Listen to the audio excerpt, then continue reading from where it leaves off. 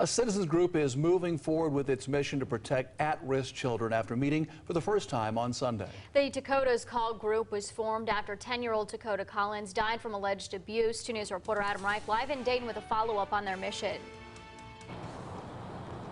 The group's co-founder tells me there was a lot of diversity at last night's meeting. That meant a lot of new opinions and ideas. She says that's a good thing. Despite their differences, she said everyone in the crowd wants the same thing for at-risk children. They want answers, they want accountability, and they want solutions.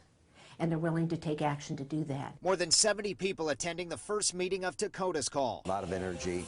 A lot of people upset with the way things have been handled recently. A lot of them had personal experiences. Co-founder Karen Bacco says there was an obvious systemic failure that did not protect Dakota Collins. She's frustrated that concerned citizens are also unable to help. These children are behind a barrier, and what happens behind that barrier, the everyday citizen doesn't know. And we have no way of helping them.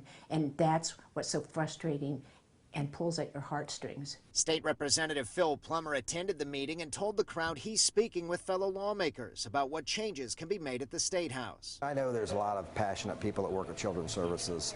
I'm wondering if they have enough resources. Do they have enough dollars to do their jobs? Bacco says people with a wide array of backgrounds spoke at the meeting. A former Children's Services worker describing what it's like to work with abused children, and many people in attendance spoke firsthand about cases of abuse in their families. This is widespread, and I think we've awakened a sleeping giant, and it's not going away.